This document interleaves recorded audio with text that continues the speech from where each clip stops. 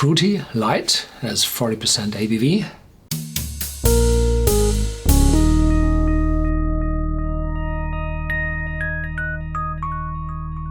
Welcome to Whisky.com, where fine spirits meet. My name is Horst Lüning. I'm the master taster of Whisky.com. And today we have another Dewars here on my cask. I had already a Dewars white label, which is the standard Dewars, and a signature. And this is extremely good. I would like to say single malt whiskey, because the single malt whiskey content is so high in that signature. Between the white label, which is, I think, the most often sold Scotch whiskey on the US domestic market. Yeah, I think so. There is a better quality, a 12 years old, here in my cask, and I've seen two different appearances of this. There is a 12-year-old called Double Aged, where they tell a story about blending whiskey, and after blending, putting the whiskey back again in casks for a marriage period. And with this whiskey, they don't tell about this marrying procedure.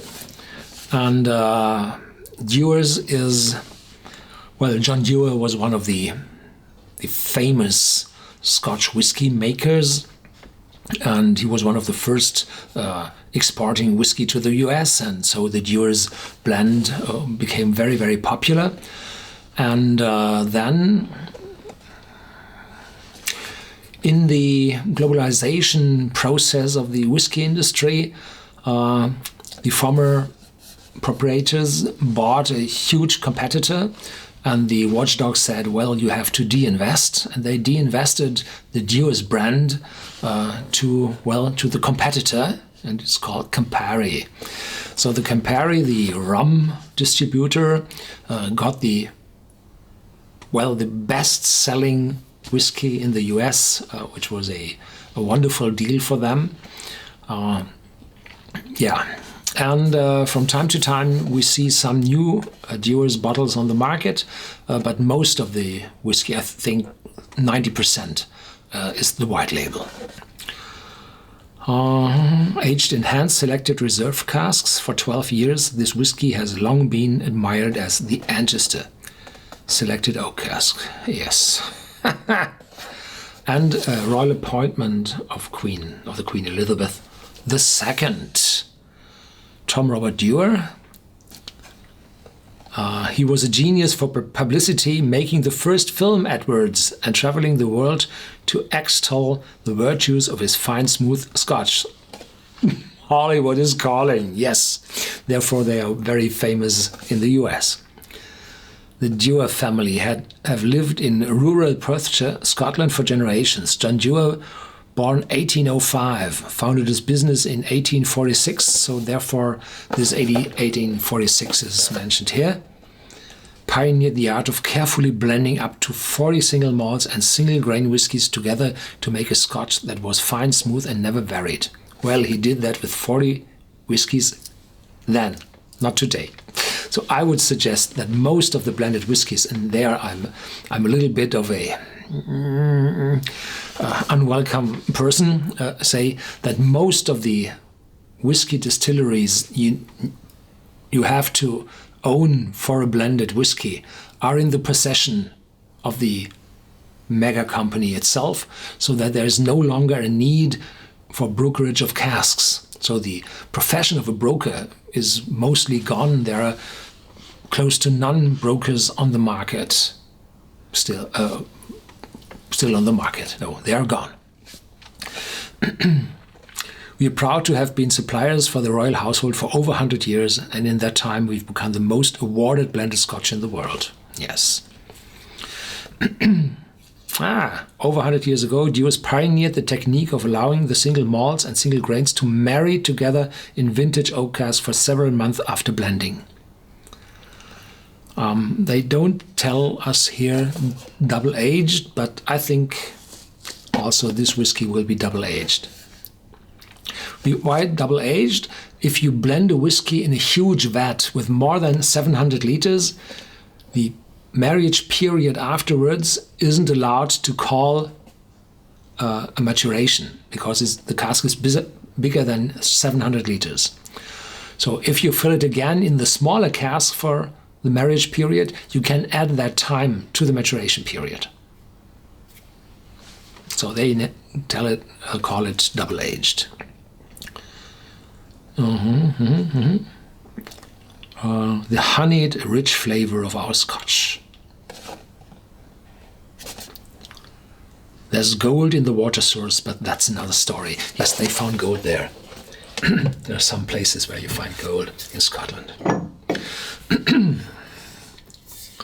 It's a 3-label bottle, and it's dark, isn't it?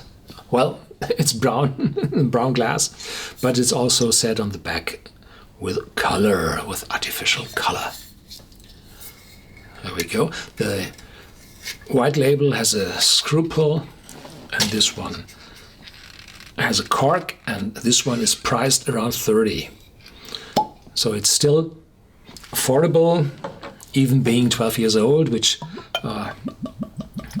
calls for higher prices in nowadays, where whiskeys without an age statement are more and more popular.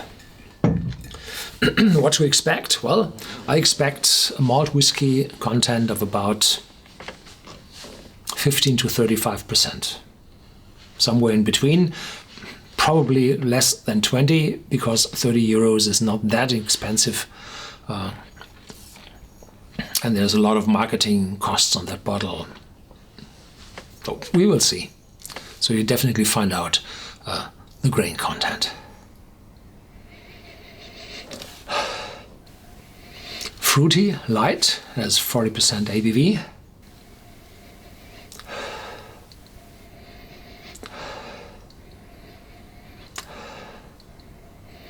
And raisins and sultanas. It's a pleasant smell, not too complex. Darker fruits, older, but not that malty. No, it's more alcoholic. Yeah.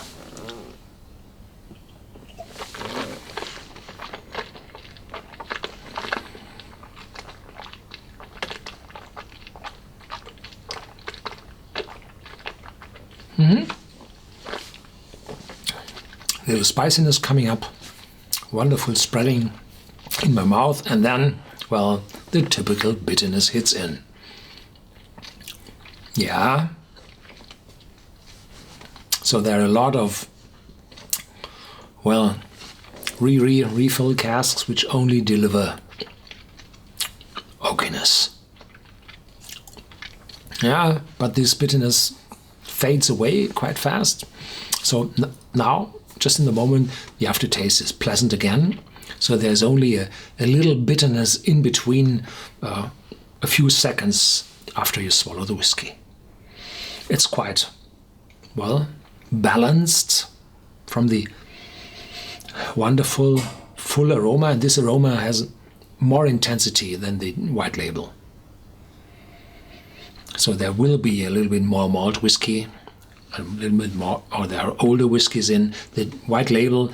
Due to economic reasons, the white label will have 3 years and a day, as all the competitors of the white label will have also. Now there's some caramel coming up, some very little, faint, very faint vanilla.